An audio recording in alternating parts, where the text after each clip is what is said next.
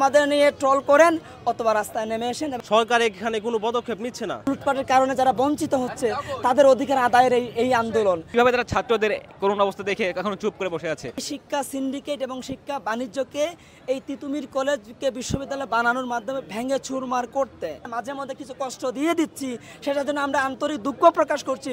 আমরা সেটাও দিতে চাই নাই। সেটা হচ্ছে যে এখানে যে সরকার, আমরা আমার ভাই মামুনের জীবনের বিনিময়ে যে সরকারকে আমরা বসিয়েছি, সেই সরকারের যে অপরিপক্ক কার্যক্রম, সেই অপরিপক্ক কার্যক্রমের মাধ্যমেই কিন্তু আমরা রাস্তায় নামতে বাধ্য হচ্ছি। আশা করছি আপনারা আমাদের দুঃখের জায়গাগুলো বুঝতে পারবেন, আপনাদের ছেলে মেয়ের দুঃখের জায়গাগুলো বুঝতে পারবেন। যদি বুঝতে পেরে থাকেন তাহলে আমাদের নিয়ে ট্রল করেন অথবা রাস্তায় নেমে এসেন এবং সরকারকে আমাদের যৌক্তিকতা জায়গাগুলো তুলে ধরুন। ইজতেমার কারণে বন্ধ ছিল না, ইজতেমার কারণে শিথিল ছিল 6টা থেকে 11টা পর্যন্ত।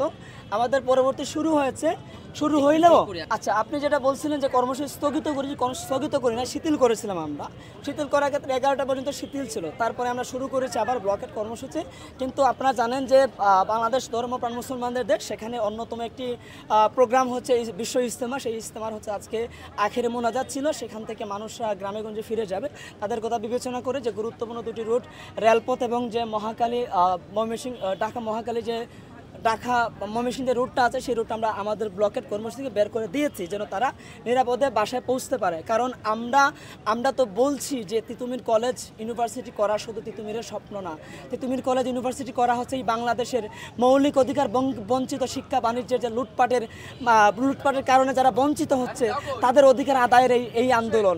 তো আমরা চাই না এই আন্দোলনের মাধ্যমে যারা হচ্ছে অনেক দূর দূরান্ত থেকে এসেছে তারা যেন কোনো ধরনের ক্ষতির শিকার না হয়, বিড়ম্বনার শিকার না হয়। তারা সেই জায়গায় সঠিকভাবে পৌঁছে যাওয়ার জন্য আমরা সেখান থেকে ছেড়ে দিয়েছি। আর আজকে হচ্ছে আমরা এই মুহূর্তে এখানে আমরা ব্লকেট কর্মসূচি চালিয়ে যাচ্ছি। পরবর্তীতে আমাদের কর্মসূচি আমরা আরও বৃদ্ধি করব। আর যেটা বলছিলেন যে কর্তৃপক্ষের সাড়া পাচ্ছি না, দেখেন এই কর্তৃপক্ষ বা বর্তমান সরকারকে আমার ভাই শহীদ মামুনের জীবনের বিনিময়ে ক্ষমতায় বসিয়েছে। আমার যে দীর্ঘ 28 বছরের যে আন্দোলন, সেই আন্দোলন আমার ভাই শহীদ মামুনের জীবনে বসানো সরকারের কাছে কি আমি দাবি আদায় করতে পারি না? দাবি করতে পারেন, সেটাকে আমার জন্য খুব বেশি অন্যায়। আমরা দেখতে পাচ্ছি এই আমার ভাই শহীদ মামুনের জীবনের বিনিময়ে যাকে বসিয়েছি, সেই সরকারকে বিভিন্ন সিন্ডিকেট শিকল পরিয়ে রেখেছে। অনেক দিন ধরে আমাদের আন্দোলন চলছে। বুধবার থেকে আমাদের ভাইয়েরা এখানে আমরণ অনশনে আছে। তারা এক ফোঁটা পানিও পান করেনি। তারা এই ত্যাগ স্বীকার করছে একমাত্র এই তিতুমির কলেজের জন্য। তিতুমির কলেজকে বিশ্ববিদ্যালয়ে রূপান্তর করার জন্য তারা এই অমরণ অনশন করেছে। কিন্তু এতদিন হয়ে গেল, সরকার থেকে আমরা এর কোনো দেখতে পাচ্ছি না। সরকার এখানে কোনো পদক্ষেপ নিচ্ছে না। যেখানে আমাদের সরকার একটা কমিটি দিয়েছিল যে তিতুমির বিশ্ববিদ্যালয় হতে পারবে কি পারবে না এর একটা যৌক্তিকতা বিষয়ে একটা কমিটি গঠন করে দিয়েছিল। কিন্তু এই কমিটির আমরা কোনো কাজ দেখতে পাই নাই। অপরদিকে 7 কলেজ নিয়ে সেন্ট্রালের একটা পরিকল্পনা সরকার ওদেরও একটা কমিটি গঠন করে দিয়েছিল। কিন্তু আমরা যদি দেখি ওদের কমিটি ঠিকই কাজ করছে, কিন্তু এই কমিটি কাজ করছে না। এখানে আর কোনো বৈষম্যের স্পষ্ট ছাপ বোঝা যাচ্ছে। সরকার আমাদের প্রতি বৈষম্য করছে। আমরা যে তিতুমিরের শিক্ষার্থীরা এত বৈষম্যের শিকার হচ্ছি দীর্ঘ সেই 28 বছর ধরে, এটা দেখছে না। তারা আমাদেরকে সেন্ট্রালের কাঠামোতে যুক্ত করে আমাদের আরও বৈষম্যের শিকার করার চেষ্টা চলছে। তারপর আমরা যদি বলি, অনেকে বলছে ভাই তিতুমির কলেজকে বিশ্ববিদ্যালয় বানানো, অন্যান্য অনেক কলেজ বিশ্ববিদ্যালয় বানানোর জন্য আবেদন করি। ভাই এটা আমি বলি বিষয়টা হাস্যকর। আমাদের যদি একটা কোনো নতুন আন্দোলন না, দীর্ঘ 28 বছর ধরে আন্দোলন, সেই 28 বছর আগে তিতুমির ইন্টারমিডিয়েট বাদ দেওয়া হয় কেন? কারণ এটাকে বিশ্ববিদ্যালয় করার লক্ষ্যে সেই 28 বছর আগে বাদ দেওয়া হয়। যখন 2005 সালে জগন্নাথকে বিশ্ববিদ্যালয় করা হয়, তিতুমিরের একটা প্রস্তাবনা উঠেছিল তিতুমিরকে বিশ্ববিদ্যালয় বানানোর জন্য। কিন্তু রাজনৈতিক কারণে জগন্নাথকে বানানো হয় বিশ্ববিদ্যালয়, কিন্তু তিতুমিরকে বানানো হয় না। যদি আমরা কম্পেয়ার করি, জগন্নাথের বর্তমান ক্যাম্পাসের চেয়ে তিতুমির ক্যাম্পাসের আয়তন বেশি, তারপরও তিতুমিরকে বিশ্ববিদ্যালয় বানানো হচ্ছে না। দীর্ঘ 28 বছরের আন্দোলন, 28 বছরের পরিপ্রেক্ষিতে আমাদের এই গত 5 আগস্ট থেকে এই আন্দোলন শুরু হয়েছে।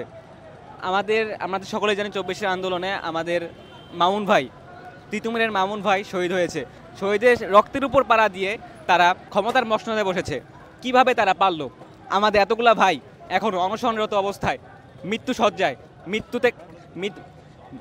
তারা মরে যাচ্ছে এমন ভাব। আমাদের দেখার মানে ক্ষমতা নেই তাদের করুণ অবস্থা, তারা কীভাবে বসে আছে।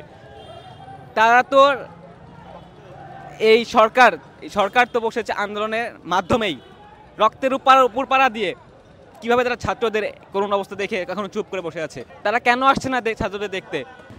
সিন্ডিকেটের আবদ্ধে জর্জরিত বর্তমান বাংলাদেশ সরকারের বিভিন্ন মন্ত্রণালয়, বিভিন্ন দপ্তরে রয়েছে এখনও ফ্যাসিস্ট সরকারের দোসররা। তাদের জন্য এবং ঢাবি প্রশাসনের যে আলাদা একটা সিন্ডিকেট রয়েছে এবং ঢাকা উত্তরের প্রাইভেট ইউনিভার্সিটিদের একটি যে কুরাম রয়েছে, তাদের সম্মিলিত প্রচেষ্টায় ইউনূস সরকার আমাদের এই দাবিটি এখনও পূরণ করে দিতে পারছে না বলে আমরা মনে করি। আমরা ইউনূস স্যারের দৃষ্টি আকর্ষণ করতে চাই, আপনারা তো দীর্ঘদিন ক্ষমতায় থাকবেন না, দেশকে সংস্কার করতে আসছেন, তাই আপনার কাছে অনুরোধ, বাকি সিন্ডিকেটের কথা চিন্তা না করে দেশের প্রত্যেকটা সেক্টর ভালোভাবে সংস্কার করুন। সবার আগে শিক্ষা, তারপরে চিকিৎসা, এই জায়গাগুলো সংস্কার করে দেশের সাধারণ মানুষ, ছাত্র সমাজকে দেশের প্রতি আরও আস্থাশীল করে তুলুন। জুলাই 24-এ এসেও তো আমরা নতুন করে আবার স্বাধীন হয়েছি। এই জুলাই 24-এ এসে এই সরকারকে ক্ষমতায় বসিয়েছি আমার ভাই শহীদ মামুনের জীবনের বিনিময়ে। এই যে দীর্ঘ একটি স্বাধীন বাংলাদেশের প্রেক্ষাপটে বাংলাদেশের প্রত্যেকটা মানুষের অন্যতম মৌলিক অধিকার হচ্ছে শিক্ষা। সেই শিক্ষাকে এই স্বাধীনতার এত বছর পরও জুলাই পরবর্তী সময়ে এসেও শিক্ষাকে বাণিজ্যিক খাতে ঠেলে দেওয়া হয়েছে। সেখান থেকে বিভিন্ন শিক্ষা সিন্ডিকেট তৈরি হয়েছে। আমি আপনাকে এক্ষুনি একটি প্রশ্ন করব, আপনি এখান থেকে এখনই গুলশান একে যাবেন, একে যাওয়ার পথে আপনার আশপাশে কয়টি প্রাইভেট ইউনিভার্সিটি পড়ে সেটা আপনি গণে তারপরে এই জনসাধারণকে আপনি জানাবেন এবং আপনি জেনে নেবেন। এই যে শিক্ষা সিন্ডিকেট গড়ে উঠেছে, শিক্ষা বাণিজ্য গড়ে উঠেছে, আমরা চাই শিক্ষা সিন্ডিকেট এবং শিক্ষা বাণিজ্যকে এই তিতুমির কলেজকে বিশ্ববিদ্যালয় বানানোর মাধ্যমে ভেঙে চুরমার করতে। এখন আপনি যেই প্রশ্ন করেছিলেন অন্যান্য কলেজ কেন সেই দাবি করবে না, আমার প্রশ্ন হচ্ছে তারা কেন দাবি অবশ্যই করতে পারে না। আমরা চাই তারা করুক এবং তাদের দাবির মাধ্যমে তারা আমাদের তিতুমির কলেজ, যেখানে ইউনিভার্সিটি সব কিছুই আছে, যেখানে অনার্স মাস্টার শিক্ষা প্রদান করা হচ্ছে এবং নামমাত্র শুধু সার্টিফিকেটটা কলেজ প্রশাসনের নামে আছে এবং আমাদেরকে এখনও মন্ত্রণালয় নিয়ন্ত্রণ করে। এখন কথা হচ্ছে আপনার উচ্চ পর্যায়ের, আপনার উন্নত যে শিক্ষা আছে ইউনিভার্সিটি পর্যায়ের শিক্ষা, সেটা যদি আপনি দিতে চান তাহলে শিক্ষার মান নিশ্চিত করতে হবে।